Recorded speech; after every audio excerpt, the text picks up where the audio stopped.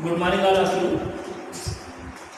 Jail diffusion topic में इससे पहले मैंने आप लोगों को जेल डिफ्यूजन टेस्ट होता क्या है इसके बारे में बताया। जेल डिफ्यूजन को किसमें किया जाता है, कैसे परफॉर्म करेंगे, थोड़ी सी बातें वहाँ भी मैंने बताया था और उसी में बताया था कि जेल डिफ्यूजन में आगे जो टॉपिक रहेगा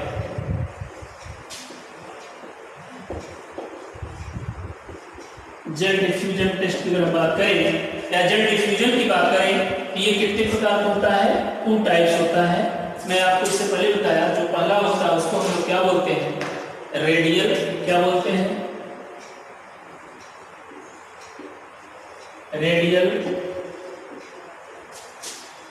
इम्यूनो डिफ्यूजन, और दूसरा जो होता है वो double immuno diffusion. Radial immuno diffusion को और क्या बोला जाता है फिर, रेडियल इम्यूनो डिफ्यूजन को हम बताए थे सिंगल इम्यूनो डिफ्यूजन। क्या बोला जा सकता है इसको, सिंगल इम्यूनो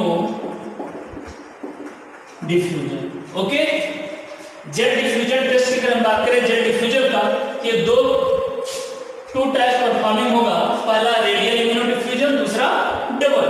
रेडियल को हम लोग क्या बोलते हैं, सिंगल डिफ्यूजन भी बोलते हैं। तो I mean single immuno diffusion and double immuno diffusion, जिसमें हम लोग सिंगल को रेडियल भी बोलते हैं। 2 वर्ड इसमें याद रखना, इम्यूनो, इम्यूनो का मतलब क्या होता है, इम्यून, इम्यून का मतलब क्या होता है आपका एंटीजन एंड एंटीबॉडी। क्या हो जाएगा, एंटीजन एंड एंटीबॉडी। इन दोनों का डिफ्यूजन हो, डिफ्यूज का मतलब होता है आपस में टकरा करके ब्लास्ट होना, जिसको आप लोग बोलते हो ऐसे फैल जाना। तो ये है आप लोगों का इम्यूनो डिफ्यूजन। इससे पहले मैंने बताया था कि जो जेट डिफ्यूजन होता है वो किसमें किया जाता है, अगार प्लेट। वहां पर 2 मैंने ऐसे वेल बताया था, इन दोनों वेल में एक में क्या यूज किया गया, एंटीजन, और एक में क्या यूज किया गया, इसका एंटी आई मीन एंटीबॉडी, या जिसको हम लोग एंटीसेरा बोलते हैं। दोनों को इसमें मिक्स करने के बाद या इसे पुटअप करने के बाद आफ्टर द सम टाइम कुछ देर के लिए छोड़ देते हैं या इंक्यूबेट करते हैं। 24 से लेकर के 72 आवर्स तक के बीच की इंक्यूबेशन बात आएगा। उसके बाद देखते क्या है कि इनमें डिफ्यूजन होता है। आई मीन इस तरीके से जो फ्लूइड होते हैं वो आगे बढ़ते हैं, और एक केस ऐसा आता है कि ये आगे बढ़ते बढ़ते दोनों आपस में टकरा जाते हैं। तो जहां पर ये टकराते हैं वहीं पर एक क्या बनता है, ऐसे एक लाइन हो जाता है। इसी लाइन को हम लोग क्या बोलते थे, प्रेसिपिटेशन बैंड बोलते थे। ये आप लोगों ने पढ़ा और आप लोगों ने देखा भी। ओके, तो अब की जो आप लोगों की नई टॉपिक रहेगा वो रहेगा रेडियल इम्यूनो डिफ्यूजन। आपके सिलेबस में यही पढ़ना था। क्या पढ़ना था, रेडियल इम्यूनो डिफ्यूजन। देखिए, ठीक है, रेडियल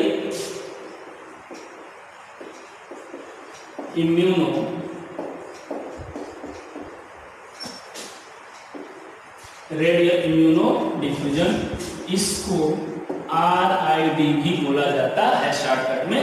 ये क्या होता है, अगर कभी सिंगल इम्यूनो डिफ्यूजन लिख कर आ जाए तो कंफ्यूज ना होइएगा आप लोग। ओके, इसके बारे में थोड़ा सा लिखिए, फिर समझ में आ जाएगा आप लोगों को क्या होता है रेडियल इम्यूनो डिफ्यूजन। हियर इसमें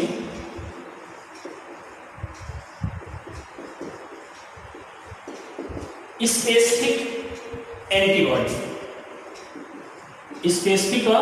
एंटीबॉडी, जिसको हम लोग क्या बोलते हैं, एंटी सीरम, इज इनकॉर्पोरेटेड, ठीक, एंटी सीरम को हम लोग इनकॉर्पोरेट करते हैं into agar jail, into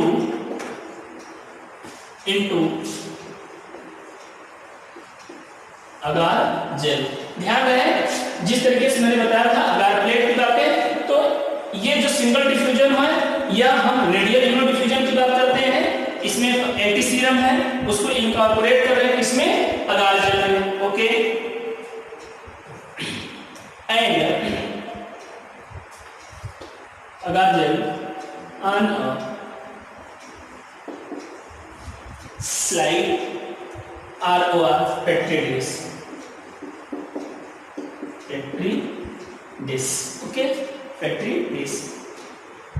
And antigens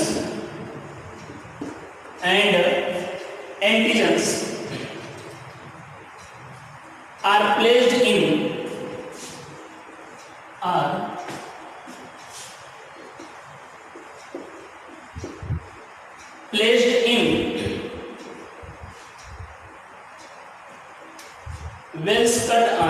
wells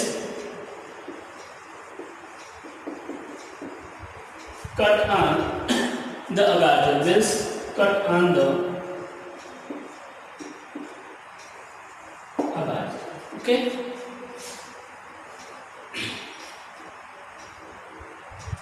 Antigens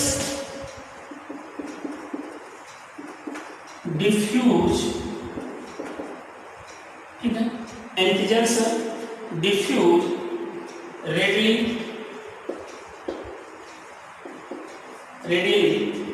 from the well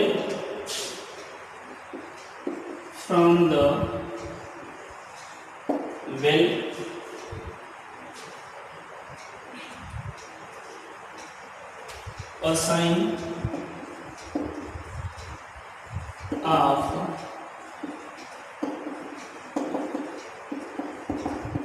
precipitation. A sign of precipitation forms around a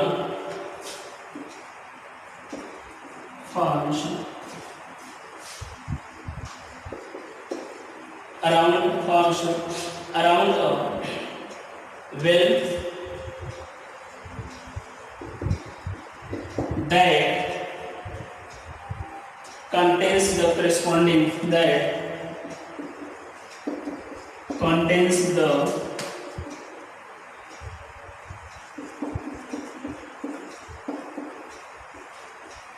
the corresponding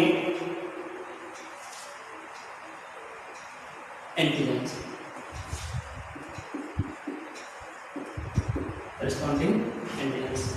इसके बारे में सकते हैं the higher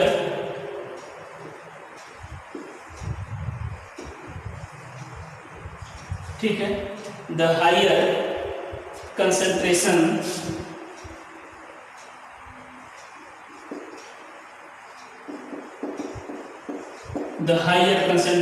of antigen का जितना ज्यादा कंसंट्रेशन होगा, the larger ring of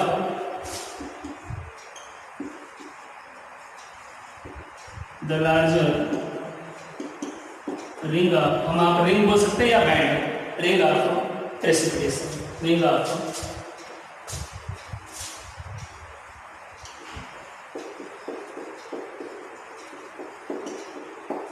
precipitation. ठीक, ध्यान दीजिएगा क्या लिखा आपने, हियर द स्पेसिफिक एंटीबॉडी। अगर हम रेडियल इम्यूनोडिफ्यूजन की बात करें, इसमें है क्या, स्पेसिफिक एंटीबॉडी, जिसको हम लोग क्या बोलते हैं, antiserum, is incorporate into agar gel. हम एक ये मान लेते हैं अगार का प्लेट है, इसमें 2 वेल है। Okay, here the specific antibody या antiserum is incorporated into agar gel on a slide और अथवा हम किस ले सकते हैं, petri dish. Okay, and antigens are placed in wells cut on the agar gel. Antigens diffuse readily from the well. A sign of precipitation forms around a well that contains the corresponding antigens. The higher concentration of antigen, the larger ring of precipitation, हम कह सकते हैं कि larger ring बनता है, या larger sign भी बोल सकते हैं उसको, ज्यादा मात्रा में बैंड बनता है, the larger ring of the precipitation. Okay, ये एक पेट्री डिश अगार की हो गई, 2 वेल हैं, इसमें करते क्या है, एक में क्या यूज किया, ध्यान देना, एंटी सीरम। क्या यूज किया, एंटी सीरम, मैंने वहां से दिया था, ये एंटी सीरम वाला हो गया। दूसरे हम लोग क्या करते हैं, देखो यहां पर incorporated into agar gel on a slide अथवा petri dish, antigens are placed in wells, और इसमें क्या प्रेजेंट है, एंटीजन, मतलब पेशेंट का वो सीरम हो गया और ये उसका एंटी सीरम हो गया।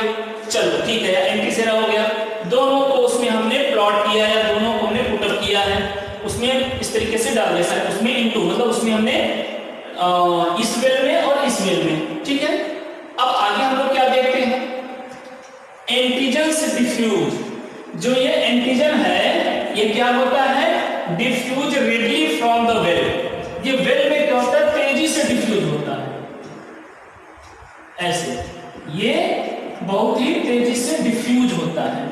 जबकि अ साइन ऑफ प्रेसिपिटेशन होता है, antigens diffuse radially from the well, well से तेजी से डिफ्यूज होता है। A sign of precipitation forms, precipitation का साइन कब बनता है, around a well that contains the corresponding antigens, मतलब अगर इसके वेल के चारों तरफ एक इस तरीके का एक रिंग जैसा स्ट्रक्चर बनेगा, समझ आया, क्या बनेगा, एक रिंग जैसा स्ट्रक्चर बनेगा, मतलब ये हुआ आपका एंटीजन वाला पोर्शन और ये हुआ एंटीबॉडी। तो ये एंटीबॉडी जो होता है यहाँ तेजी से इसके साथ रिएक्ट करके क्या करता है, इसे ये देखो इसके चारों तरफ क्या बनाता है, रिंग जैसा स्ट्रक्चर बनाता हो।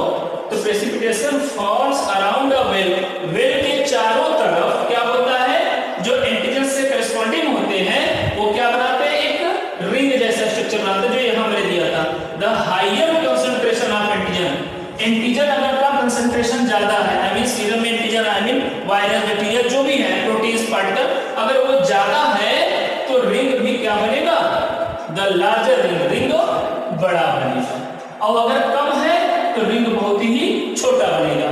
जब आगे मैं जब इसका प्रेसिपिटेशन का मैं आपको बताने लगूंगा तो वहां पर एक डायग्राम आपको देंगे तो क्लियर होगा कि ये कैसे होगा, ये दोनों वेल होंगे और यहाँ पर मैं आपको दूंगा कैसे एक रिंग बनते हैं, ठीक है ना। तो जितना रिएक्शन, जैसे ये देखो, ये स्लाइड पर हम लोग उसमें नहीं लिया गया ना, स्लाइड पर करो या फिर प्रैक्टिस करो, ये स्लाइड ले लेंगे और इसमें एक इस तरीके से करके आपका प्रेजेंट रहेगा, जिसमें एक में एंटी देखो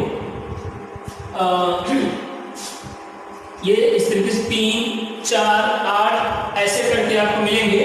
इसमें स्पेसिफिक में यूज करना पड़ेगा, आगे वो वर्ड हम देंगे, जिसमें एक में एंटीजन सॉल्यूशन रहेगा और एक में एंटीबॉडी सॉल्यूशन रहेगा, फिर इसके बाद स्टैंडर्ड रहेगा, ये स्टैंडर्ड लगाएंगे, फिर मिक्स कराएंगे तो आगे एक रिएक्शन बनेगा। लेकिन यहाँ जनरली हम लोग ऐसे जान लेंगे, इसके चारों तरफ ऐसे एक रिंग बन जाएगी ऐसे।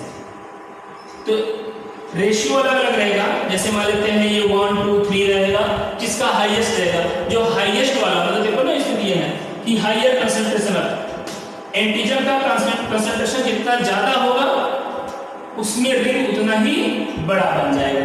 ये जब टेक्निक आप लोग लिखेंगे और जब समझेंगे तो वहाँ क्लियर होगा ये कैसे बन रहा है। बट अभी के लिए ये जानते रहो कि जब इसका हम लोग रिएक्शन कराते हैं एंटीजन एंटीबॉडी का, चाहे हम स्लाइड की बात कर लें या तो फिर हम पेट्री डिश की बात कर लें, तो उसमें क्या बनता है, एक रिंग बनता है। इनके चारों तरफ जब ये डिफ्यूज एंटीजन और एंटीबॉडी डिफ्यूज होते हैं तो एंटीजन के चारों तरफ क्या बनता है, कैसे रिंग बन जाता है। जितना ज्यादा एंटीजन उतना ही बड़ा रिंग बनेगा। ओके, इसके बाद की आगे की लाइन लिखिए,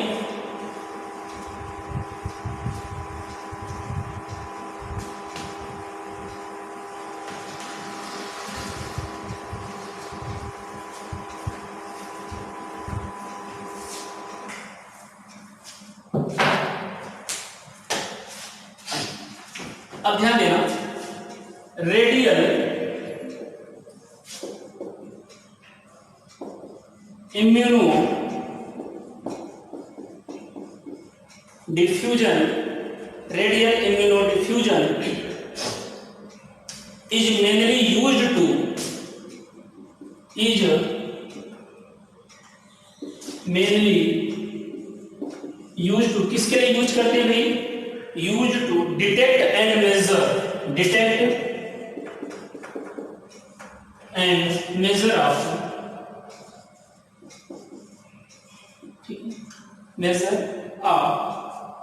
immunoglobulins,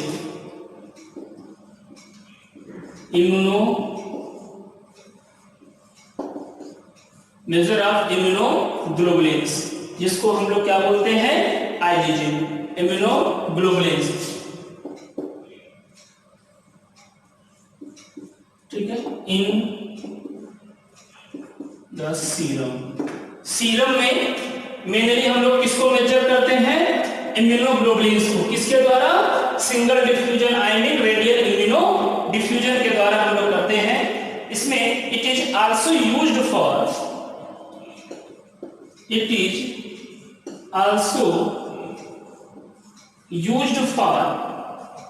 detection of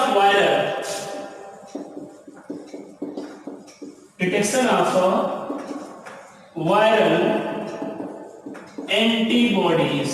ओके, क्या हुआ भाई, रेडियल इम्यूनो डिफ्यूजन जो होता है या आरआईडी जो होता है या सिंगल इम्यूनो डिफ्यूजन जो टेस्ट होता है, इसमें मेनली किसके लिए यूज किया जाता है, डिटेक्ट करने के लिए एंड मेजर, मतलब चेक और मापना दोनों, test and detect and measure of immunoglobulins, immunoglobulins को डिटेक्ट करने के लिए या उसको मेजर करने के लिए, किसमें, सीरम में इम्यूनोग्लोबुलिन्स को डिटेक्ट करने के लिए या मेजर करने के लिए हम लोग कौन सा टेस्ट परफॉर्म करते हैं, रेडियल इम्यूनो डिफ्यूजन या सिंगल इम्यूनो डिफ्यूजन टेस्ट को परफॉर्म करते हैं। इसके अतिरिक्त मैंने दिया कि it is also used for detection of viral antibodies. ये वायरल जैसे वायरल केस है, तो वायरल एंटीबॉडीज को भी अगर मेजर करना होगा तो भी हमें डिटेक्ट करना होगा, तो किसके द्वारा करते हैं, आरआईडी। कैसे करते हैं, वही बात जो मैंने बताया कि इसके चारों तरफ जितने अगर एंटीजेंस या एंटीबॉडीज जितने ही है, वायरल एंटीबॉडीज जितना ज्यादा होगा, ये रिंग भी उतना ही बड़ा बनेगा। ठीक है, तो इसके अकॉर्डिंग हम लोग गेस कर सकते हैं कि मेजर जो उसकी जो माप है कि जो वायरल इन्फेक्शन या वायरल है एंटीबॉडीज है, या हम बैक्टीरियल की बात कर लें या वायरस की बात कर लें, ये कितनी मात्रा में है, सीरम में कितना अमाउंट में है, वो भी क्लियर किया जा सकता है। इसको परफॉर्मिंग कैसे करते हैं, ध्यान दीजिएगा। जो ओवरऑल अभी तक मैंने बताया है उसको ये मान लेते हैं, एक स्लाइड है, इस पर अगार पड़ा हुआ है, इसमें 1 2 3 मान लेते हैं, 3 वेल। ओके, अब इस 3 वेल में देखना, इसमें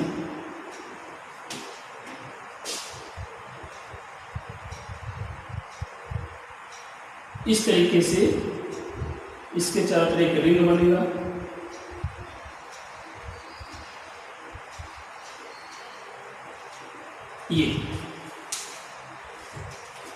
ये क्या है आपका, हाई, क्या शो कर रहा है, ये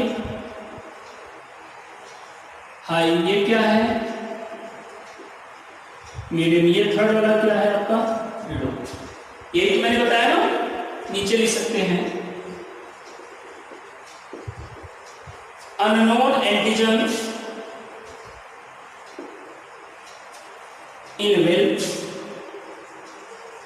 unknown antigen in well and specific antibody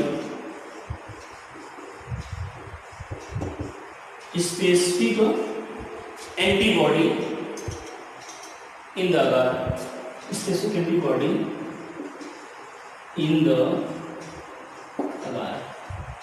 ये था क्या, जो अगार है, अगार में पहले से ही स्पेसिफिक एंटीबॉडी प्रेजेंट है, और हम लोग अननोन एंटीजन, देखो unknown antigen in the well, जो वेल है, वेल में क्या हो गया, अननोन एंटीजन, और जो ये चारों तरफ अगार के केस में जो चारों तरफ है वो क्या है आपका, स्पेसिफिक एंटीबॉडी। होता कैसे है, मैंने इससे पहले भी बताया, तो उसमें कुछ लाइनें जो मैं पहले आप लोगों को दिया था, वहां पर एक लाइन दिया था कि here specific antibody is incorporated into agar gel. Agar gel में एंटीबॉडी, देखो ये specific antibody in the agar, तो अगार में क्या मिक्स किया गया है स्पेसिफिक एंटीबॉडी। और जो इसमें जो वेल बने हैं, ये 2 या 3 जो भी वेल आपका बने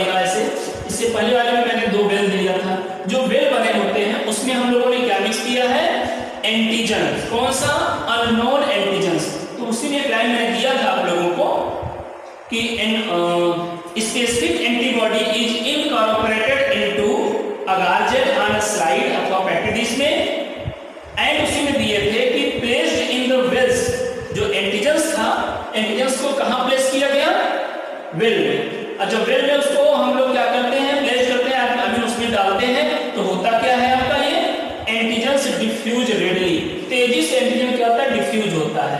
मतलब इस तरीके से ये मान लेते हैं ओवरऑल अगार है, इसमें एंटीबॉडी मिक्स है और इसी में हमने 2 या 1 क्या बनाया, इस तरीके से वेल है। अब इस वेल में जैसे ही एंटीजन को हमने पुटअप किया, मिलाया, तो होता क्या, ये तेजी से एंटीजन क्या होता है, डिफ्यूज होता है। और जब डिफ्यूज होता है, इस तरीके से जब डिफ्यूज होता है तो कुछ देर के बाद देखेंगे यहाँ पे क्या बन जाएगा, रिंग बन जाता है। आई मीन ये हुआ वेल, और ये जब डिफ्यूज होता है तो जो एंटीबॉडी चारों तरफ है वो इसके चारों तरफ से आकर के घेरा बना लेते हैं। अब जितना ज्यादा ही ये प्रेजेंट होगा उतने बड़ा ये क्या बनेगा, रिंग बनेगा। जितने कम अमाउंट प्रेजेंट होंगे ये रिंग उतना ही कम होगा। क्लियर?